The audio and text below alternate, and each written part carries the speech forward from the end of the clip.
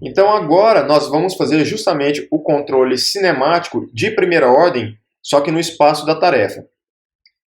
Nós vamos utilizar a informação do modelo cinemático diferencial direto, que diz que x ponto é igual a j vezes q ponto, onde q ponto é a velocidade nas juntas, j é a matriz jacobiana e x é uma parametrização da pose do efetuador, tá? Então isso aqui é x ponto. Então o que nós estamos fazendo aqui para essa formulação que estou mostrando para vocês é utilizar a jacobiana analítica. Se nós definirmos o erro de pose, uma vez que a pose está sendo parametrizada por esse vetor x aqui, como pose desejada menos pose medida, se assumirmos uma pose desejada constante, nós temos que a derivada do erro é igual a menos velocidade do efetuador. Assumindo que as premissas do controlador cinemático são atendidas, nós podemos definir as entradas de controle como as velocidades nas juntas. Portanto, sabendo que nós temos essa expressão para o modelo cinemático diferencial direto e que a derivada do erro é dada por isso daqui, nós podemos agora substituir inicialmente essa expressão aqui e obter que a derivada do erro é igual a menos JU. Definimos a lei de controle como U igual a pseudo-inversa de J vezes lambda vezes X, onde lambda é um escalar positivo. Vou mostrar para vocês que a dinâmica do erro é estável, ou seja, o erro com o tempo vai decrescendo, até chegar ou a zero ou estabilizar num ponto diferente de zero, mas sem nunca crescer.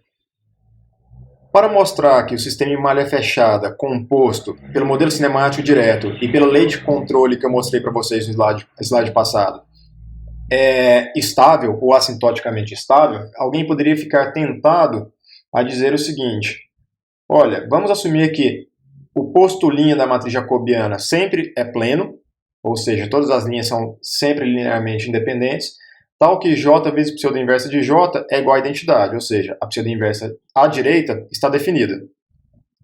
Como nós assumimos que a pose desejada é constante e o erro é a pose desejada menos a medida, então a derivada do erro vai ser igual a menos x ponto. Só que x ponto é igual a j vezes q ponto, onde q ponto é a nossa entrada de controle. A gente está assumindo o modelo do integrador simples, é a nossa premissa de controle cinemático. Então, nós temos que x ponto é igual a jq ponto, e, portanto, sendo q ponto igual a u, nós temos que menos x ponto é igual a menos j vezes u.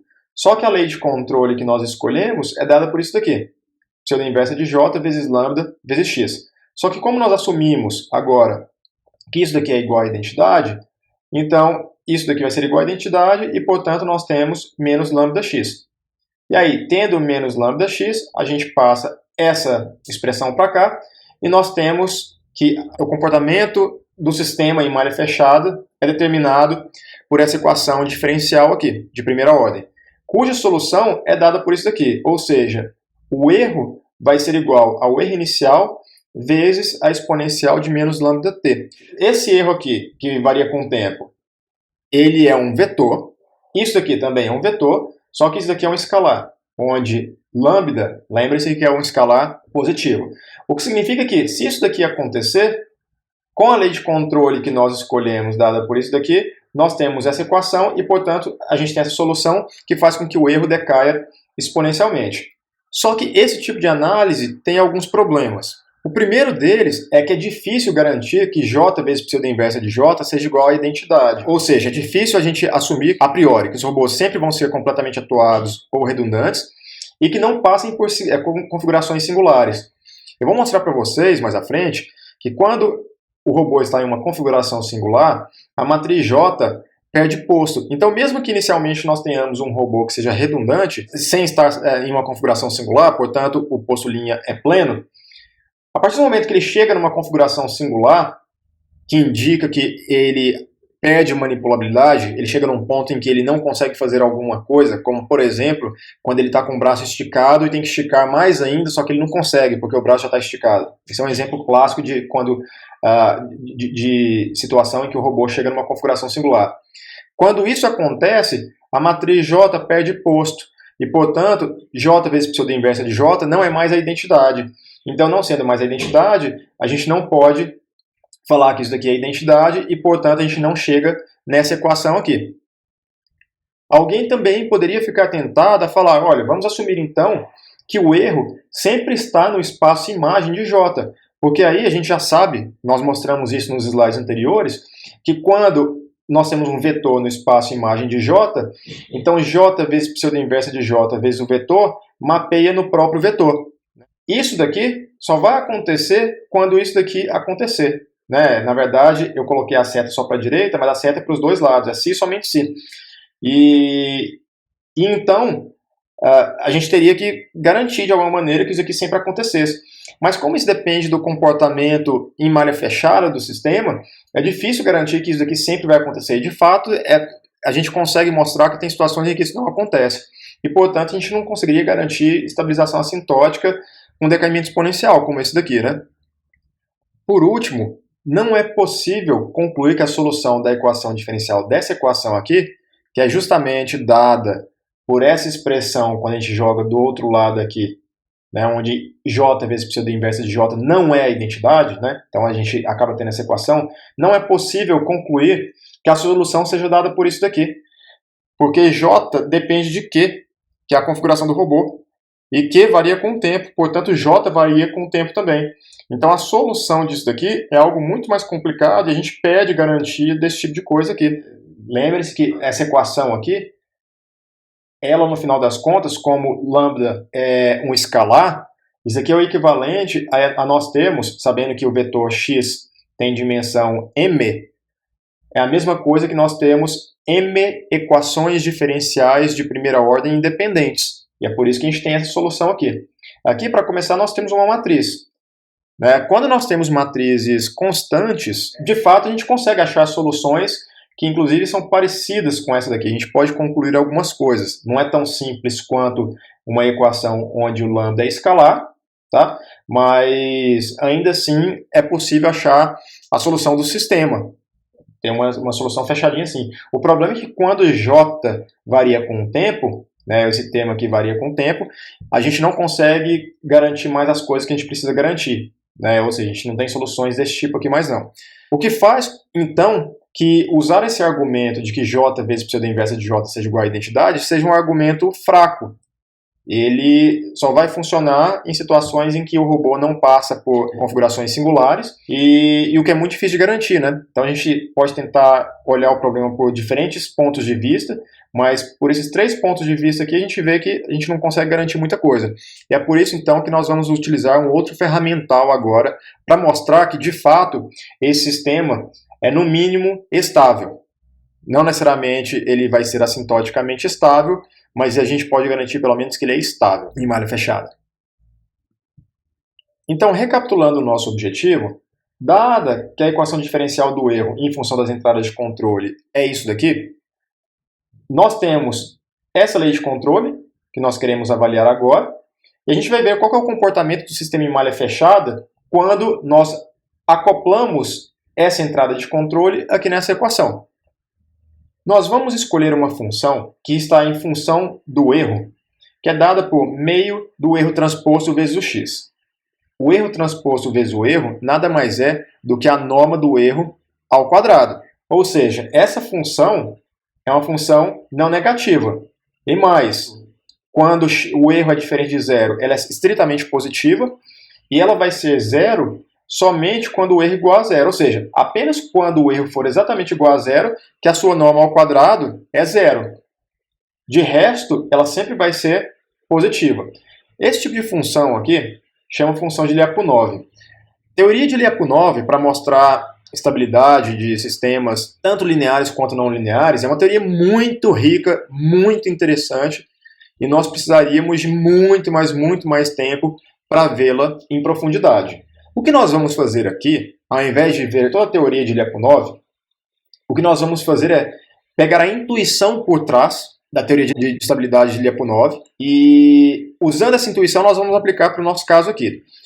Então, pelo que nós estamos vendo aqui, V, que é a nossa função de Lyapunov, que tem essas características aqui, representa, de certa maneira, como que está o meu erro em relação ao ponto desejado para ele. Nós queremos que ele vá para zero. Então, essa função ela encapsula, de certa maneira, uma informação de distância para esse erro igual a zero. Né? Então, quanto maior o erro, maior vai ser a norma do erro, evidentemente, né? E maior vai ser o valor da função v. Então, quanto menor o erro, menor a função de Lyapunov. Então, o que nós vamos fazer é usar a lei de controle e usar essa informação dessa função aqui para mostrar que, com a lei de controle, essa função só decresce. Ela nunca cresce. Se ela decrescer até chegar em zero, nós temos o chamado sistema assintoticamente estável. Agora, se ela decrescer e não chegar a zero, mas ela chegar num ponto em que ela para de decrescer e nunca sobe, ela fica constante ali, que não seja zero, a gente fala apenas que o sistema é estável. Ou seja, o sistema em malha fechada, ele chegou numa região qualquer, onde essa função não varia mais. Para verificarmos essa propriedade, como essa função aqui é diferenciável, então nós vamos derivá-la no tempo. Então, derivando no tempo, nós temos meio derivada do primeiro vezes o segundo termo, mais o primeiro vezes derivada do segundo termo, que resulta nisso daqui. Nós utilizamos a regra do produto, que, como nós sabemos, para o caso vetorial, é análogo ao caso escalar. Só que observem o seguinte, essa função como um todo é um escalar. Esse vetor aqui, x, é um vetor de dimensão m. A sua derivada no tempo também é um vetor de dimensão m. Então, quando a gente tem esse vetor aqui de dimensão m, só que ele é um vetor linha, né? E nós multiplicamos por esse vetor coluna aqui nós temos um escalar. A mesma coisa aqui, nós temos um escalar.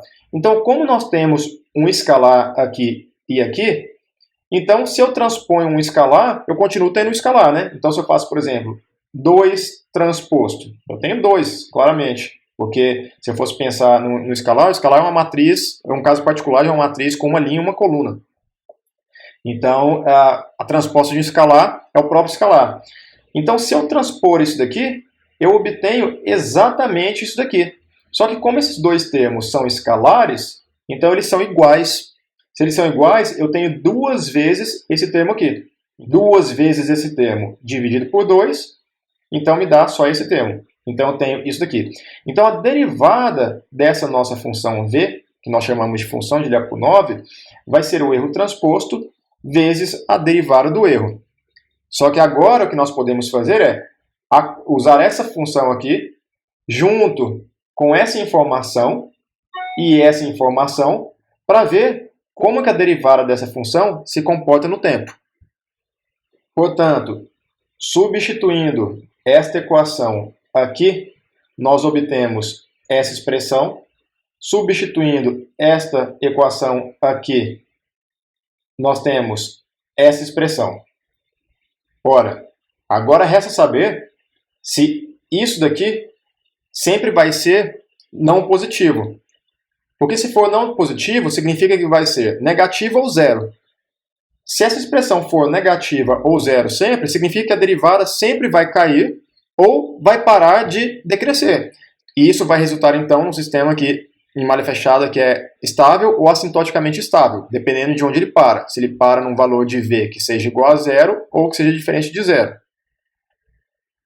Só que nós sabemos que J, sendo uma matriz de n' e m colunas, pode ser decomposta em 3 matrizes por meio da decomposição em valores singulares. Então, mesmo que o posto de J, sendo R um valor menor ou igual ao menor valor de N ou M, ou seja, pode ser que nós tenhamos uma matriz que não tenha nem posto linha, nem posto coluna pleno, então nesse caso a gente não teria nem pseudo-inversa à direita, nem à esquerda, não teria nada, não tem problema, a gente pode fazer a decomposição em valores singulares do mesmo jeito, onde essa matriz U1 é uma matriz ortogonal de dimensão n por n, U2 também é uma matriz ortogonal. Nos slides passados eu chamei o 2 de V, mas aqui eu chamei de U2, tá? Então, mas ela é uma matriz também ortogonal, de dimensão M por M. Essa matriz S é a matriz que contém os valores singulares. Ela é uma matriz quadrada de dimensão R por R. Todos os elementos de S são estritamente positivos e, portanto, essa matriz sempre é invertível, uma vez que ela é uma matriz diagonal com todos os elementos da diagonal diferentes de zero. E aqui nós temos os blocos de zero que são necessários para definir essa multiplicação aqui, né? Que nós vimos nas aulas passadas. A pseudo-inversa nós vimos também que é definida assim, onde a gente passa essa matriz para o outro lado transpondo, S vira inversa de S, e essa matriz aqui passa para o outro lado transpondo. Essa matriz aqui satisfaz aquelas 4 propriedades que definem uma pseudo-inversa de Moore-Penrose. E, obviamente, aqui os zeros têm dimensões diferentes agora, porque eles também têm que ter as dimensões apropriadas, de tal maneira que essa multiplicação de 3 matrizes aqui seja definida. O que nós vamos fazer agora é pegar essas 2 matrizes aqui e substituir aqui. Então, como nós vamos substituir essas 2 matrizes aqui, nós vamos particionar essa matriz U1, que está aqui e aqui, em 2 matrizes, U1A e U1B, de dimensões apropriadas, de tal maneira que J vezes pseudo-inversa de J nos dá U1A vezes U1A transposto. Para ver isso, vamos fazer os cálculos com um pouco mais de calma. J vezes pseudo-inversa de J vai ser isso daqui, que é J, vezes pseudo-inversa de J, que é isso daqui. Sabemos que a inversa de uma matriz ortogonal é a sua transposta, portanto, o 2 transposta vezes o 2 nos dá identidade, então esse termo aqui vai desaparecer. Além disso, uma vez que isso daqui é identidade, o que sobra é a multiplicação desta matriz aqui por essa matriz, onde os zeros aqui, naturalmente, são blocos matriciais de zeros, né? Eu só omiti as dimensões aqui para ficar mais limpo. Então, fazendo a multiplicação desse bloco com esse bloco, nós temos S vezes a inversa de S mais 0 vezes 0, que vai dar a identidade. Este bloco vezes esse bloco nos dá 0. Este bloco vezes esse bloco nos dá 0. E este bloco vezes esse bloco nos dá 0 também. Então, a gente fica com essa expressão. Só que nós particionamos a matriz U1 em 2 matrizes, U1A e U1B, onde o número de linhas dessa matriz aqui é igual ao número de linhas dessa matriz aqui. Agora, o número de colunas dessa matriz aqui é exatamente igual a R. E agora, a gente pega o número de colunas dessa matriz aqui, que naturalmente é igual ao número de linhas dela, e, portanto, o número de linhas dessa matriz é igual ao número de linhas dessa daqui, mais o número de colunas dessa matriz vai ser igual ao número de colunas dessa matriz aqui, menos R, naturalmente. Né? Porque a soma das colunas dessas 2 matrizes tem que dar exatamente o número de colunas dessa matriz aqui. Então, essa daqui tem R colunas, e essa matriz aqui tem N menos R colunas. Pois bem, a transposta dessa matriz aqui é dada por essa daqui, U1A transposta, U1B transposta. E agora, quando a gente faz a multiplicação desses 3 termos aqui, nós temos isso daqui, onde essa matriz é o resultado da multiplicação dessa matriz por esse bloco aqui. Então, nos dá U1A vezes identidade mais U1B vezes 0, nada mais é que U1A. Isso daqui agora, vezes esse bloco aqui, nos dá esse bloco de zeros aqui. Esse vetor a gente repete aqui. Fazendo a multiplicação dessa matriz por essa matriz aqui, então esse bloco vezes esse bloco, nós temos U1A vezes U1A transposto, mais 0 vezes U1B transposto. Isso nos dá, então, U1A vezes U1A transposto. Sendo assim, quando fazemos isso daqui, nós temos o erro transposto vezes U1A, vezes U1A transposto vezes o x. Observem que isso daqui nada mais é do que essa expressão aqui transposta. Então, nós temos o 1A transposto vezes x, isso tudo transposto, ou seja, a gente tem este vetor aqui transposto, vezes esse mesmo vetor. Só que lembre-se que um vetor transposto vezes ele mesmo nada mais é do que a sua norma ao quadrado. Então, nós temos que isso daqui é a norma ao quadrado, que é um valor que é maior ou igual a zero. O que significa que esse valor aqui sempre vai ser um valor não negativo. Só que como nós estamos multiplicando por menos lambda aqui, essa expressão, então o que nós temos que, para um lambda maior do que zero, que é o caso do nosso controlador, a derivada de v sempre vai ser menor ou igual a zero, o que implica num sistema que é estável, ou seja, a nossa função v, que quantifica o nosso erro em relação ao valor desejado para ele, que é zero, né? Uma vez que v é a norma do erro ao quadrado sobre 2 para o nosso sistema aqui, então se a derivada dessa função sempre é menor ou igual a zero, significa que essa função só pode decrescer, o erro nunca vai aumentar, então ele vai descendo, descendo, descendo, ele pode eventualmente chegar a zero. Nesse caso nós teríamos um sistema que seria assintoticamente estável, então ele seria sempre menor do que zero e seria igual a zero exatamente quando o erro fosse igual a zero. Mas como a gente não mostrou nada disso para esse nosso sistema aqui, a gente só mostrou que ele é menor ou igual a zero, então pode ser que a derivada da função de Lyapunov seja igual a zero, mesmo que a função v, seja diferente de zero. Então a gente só pode dizer que o sistema é estável e não necessariamente assintoticamente estável. De fato, como a gente pode ter um J que não tem posto linha pleno, então é possível mostrar que existe um erro diferente de zero, tal que a derivada da função de Lyapunov seja igual a zero. Ou seja, como a função v nada mais é que a norma do erro ao quadrado sobre 2, então se existe um erro diferente de zero, tal que o erro pare de cair, então significa que o erro não vai cair mais, não decresce mais, só que a função ainda não zerou. Então, nesse caso, não estabilizou assintoticamente no valor que nós queríamos, que era erro nulo, né?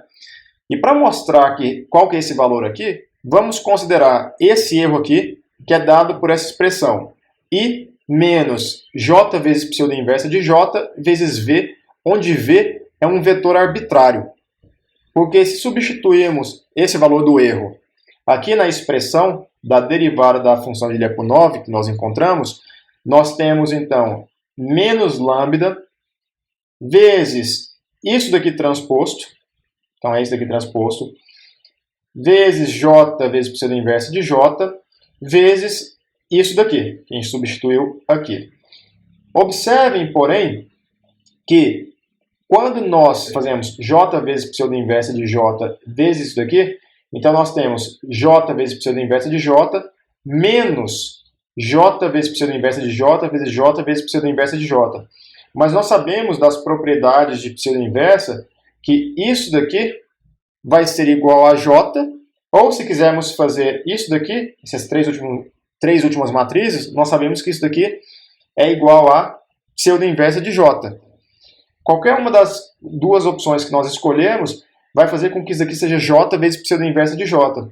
Só que j vezes pseudo inversa de j menos j vezes pseudo inversa de j faz com que isso aqui tudo seja zerado. Então nós vamos ter alguma coisa aqui vezes uma matriz 0 vezes v. Então a gente vai ter que isso aqui é zero.